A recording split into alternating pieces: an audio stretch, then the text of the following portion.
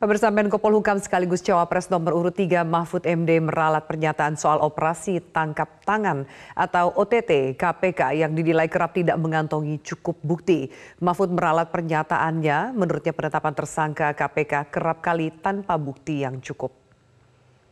Usai berorasi di acara Hari Anti Korupsi Sedunia bersama relawan Ganjar Mahfud di Bandung, Mahfud menyebut sampai saat ini masih banyak yang ditetapkan sebagai tersangka oleh KPK, namun belum juga disidangkan karena belum cukup bukti.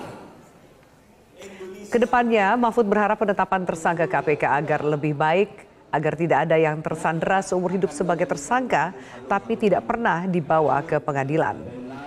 Sebelumnya Mahfud mengungkapkan KPK kerap melakukan banyak kesalahan, salah satunya terlanjur melakukan OTT padahal bukti yang didapat tidak cukup.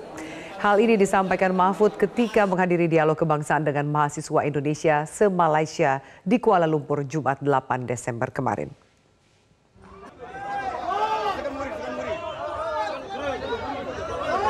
Sering melakukan OTT tapi buktinya belum cukup, itu gimana Pak? Saya perbaiki, bukan OTT tapi menetapkan orang sebagai tersangka, buktinya belum cukup.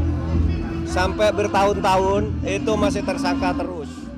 Itulah sebabnya dulu di dalam revisi itu kemudian muncul agar diterbitkan SP3 bisa diterbitkan oleh KPK. Tapi sekarang masih banyak itu yang tersangka-tersangka, buktinya selalu belum cukup, belum selesai dan sebagainya. Itu kan menyiksa orang itu tidak boleh. Kalau OTT, mungkin saya kemarin keliru menyebut OTT dengan tersangka, TSK dan OTT. Kalau OTT selama ini, KPK sudah cukup bisa membuktikan. Artinya kalau dengan kekurangannya bukti itu apa sih Pak yang kurang dari penegakan KPK saat ini? Ya enggak tahu, makanya itu diperbaiki besok, agar orang tidak tersandera seumur hidup. Jadi tersangka tapi tidak pernah dibawa ke pengadilan. Orang mau pra-peradilan ditetapkan tersangka karena buktinya tak cukup, takut juga karena begitu bisa saja begitu mengajukan pra-peradilan dari buktinya dicukup-cukupkan itu bisa terjadi. Menko Polhukam RI yang juga calon wakil presiden Mahfud MD tiba-tiba melontarkan pernyataan KPK kerap melakukan kesalahan, salah satunya melakukan OTT tanpa cukup bukti. Namun tidak lama kemudian Mahfud meralat pernyataannya. Menurut Mahfud bukan OTT, namun penetapan tersangkalah yang kerap tidak mengantongi bukti yang cukup. Apakah memang seperti itu? Kita langsung membahasnya bersama dengan Koordinator Masyarakat Anti Korupsi, Bonyamin Saiman. Mas Bonyamin Saiman, selamat sore. Sore, Apriani. Assalamualaikum warahmatullahi wabarakatuh. Waalaikumsalam. Mas Bonyamin, bagaimana Anda melihat pernyataan dari Pak Mahfud ini? Sebelumnya menyebut OTT seringkali tanpa bukti. Lalu kemudian diralat. Yang dimaksudkan Pak Mahfud adalah penetapan tersangka tanpa adanya proses pengadilan. Sehingga tersandera selamanya tanpa ada proses pengadilan itu. Apriani, saya boleh ini kan istilah saya Hari Anti Korupsi Sedunia itu, saya keprihatinan saya sampai saya pengen merasakan ini sedang di Hong Kong itu dulu KPK itu bisa membersihkan oknum polisi mafia narkoba. Nah, tapi kalau di Indonesia ternyata malah KPK-nya yang sekarang disaman dan siasat diproses oleh kepolisian. Ini kan berbanding terbalik. Masih juga disakiti dengan kalimat-kalimat seperti ini tadi, bahwa KPK OTT tidak ada bukti, baru diralat katanya tersangka berlama-lama tidak. Tapi 4 tahun ini tersangka salah satunya misalnya Supian Hadi juga digantung, EKTP juga digantung 3 tersangka. Nah, itu kan KPK sudah di bawah eksekutif begitu, rumpun eksekutif berdasarkan undang-undang yang baru nomor 19 tahun 2019 tentang revisi undang-undang KPK. Nah, kalau begitu saya balik kepada Pak Mahfud. Apa yang telah dilakukan Pak Mahfud untuk memperbaiki KPK? Kalau beliau berjanji ke depan memperbaiki, tapi selama 4 tahun ini selama beliau menjadi menteri apa? Malah menurut saya malah menyakiti. Saya kemarin melaporkan Pak Firly dugaan kode etik itu aja sambil menangis sebenarnya kan gitu kan. Saya sangat sedih kalau kemudian justru yang sekarang mengkritik itu malah justru Pak Mahfud begitu. Bahwa ada tersangka dicukup-cukupkan, mana ada begitu gitu loh. Kan kalau dibawa ke anu kan proses ada ke jaksa, jaksa bawa ke pengadilan. Ada 1-2 yang putusan bebas itu kan yang terkait dan kaitannya dengan ke apa istilahnya bukti yang mendalam, misalnya Sofyan Basir maupun Samintan. Itu kan hanya 2 itu aja. Yang lain-lain kan yang justru mestinya selama 4 tahun itu Pak Mahfud membangun KPK untuk membangun kasus gitu loh. Jadi justru kalau dirasa kurang atau segala macam mestinya Pak Mahfud melakukan itu karena rumpun eksekutif. Saya jadi sedih lagi ini karena justru Pak Mahfud harusnya menjadikan ini sebagai momentum untuk penguatan KPK gitu loh. Ya. Mas Boyamin, kalau kita lihat bagaimana, apakah bisa Anda melihat maksud pernyataan dari Pak Mahfud dan juga banyak yang mempertanyakan ini Pak Mahfud menyatakan sebagai Menko Polhukam atau sebagai cawapres, dikhawatirkan ada unsur politis dalam statement-statement yang ia sampaikan. Tanggapan Anda, Mas Boyamin?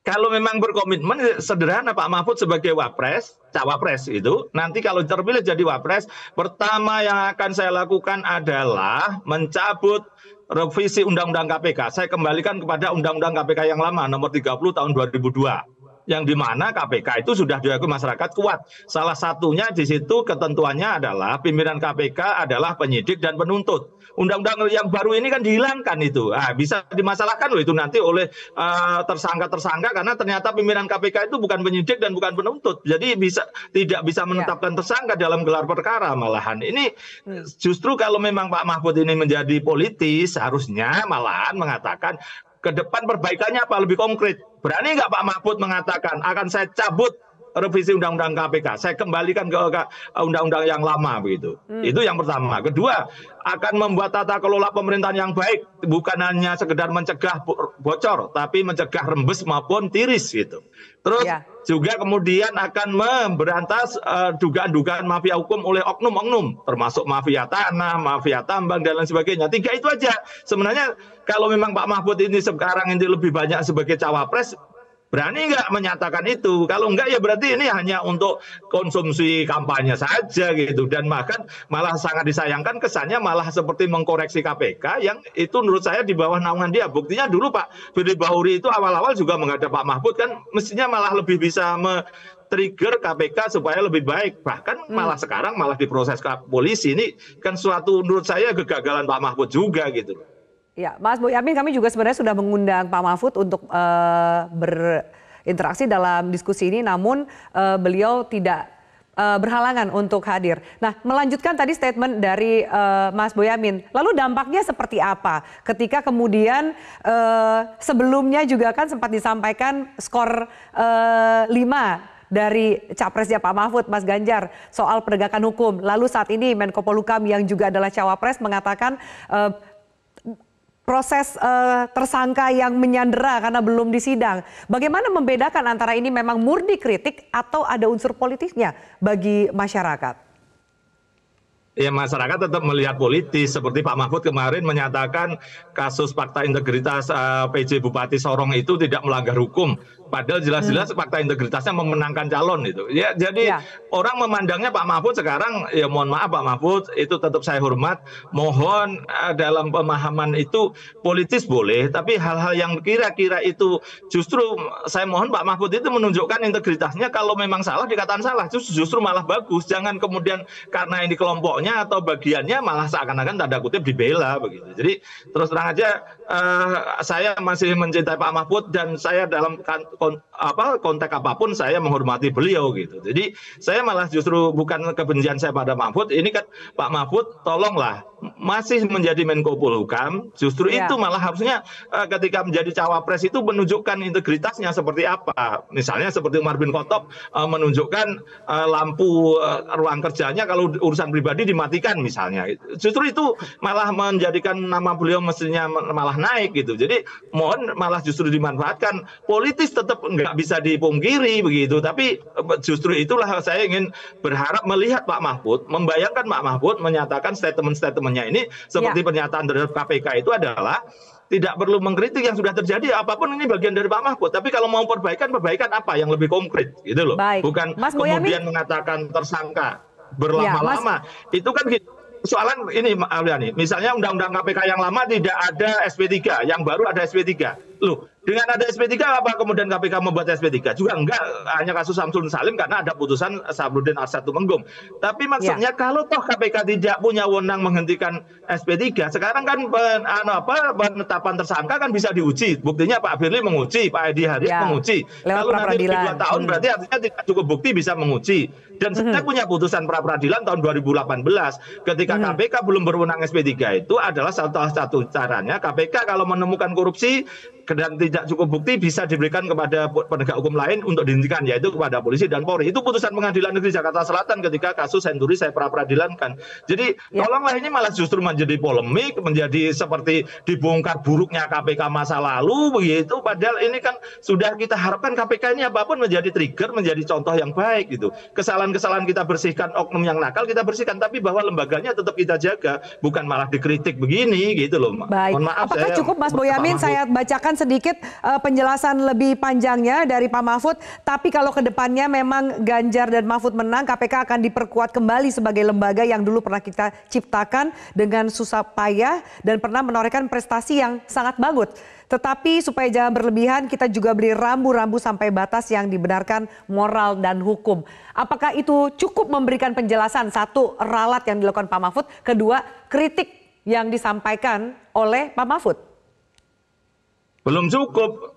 Kalau Pak Mahfud mengatakan akan saya cabut revisi Undang-Undang KPK baru cukup gitu loh. Dan juga dalam pemerintahan, tata kelola pemerintahan yang baik itu juga sistem anggaran, sistem izin tambang, izin apapun atau meritokrasi pegawai, mutasi dan promosi, dan sehingga bocor tiris itu hilang, dan juga mafia peradilan lebih konkret begitu. Kalau cuman itu menurut saya masih retorika lagi begitu. Jadi nggak cukup. Dan sekali lagi bahwa tersangka itu adalah bagian dari proses, bahwa KPK sekarang misalnya Supian Hadi belum dibawa ke pengadilan atau kasus EKTP 3 tersangka belum dibawa ke pengadilan, semata-mata kan ada kendala. Misalnya dalam kasus ini Paulus Thanos belum bisa dibawa ke Indonesia. Bahkan saya sudah membantu memujuk yang bersangkutan di Singapura untuk mau diperiksa. Beliaunya minta di Laos. Saya sampaikan kepada KPK untuk diperiksa di Laos, tapi tidak ada respon sampai sekarang. Jadi sudah beberapa kali itu sebenarnya saya dalam konteks mencintai KPK, mencintai negara ini, sebenarnya membantu itu. Sebenarnya Pak Mahfud bisa lebih panjang, lebih banyak untuk membantu KPK selama beliau jadi Menko Polhukam kemarin.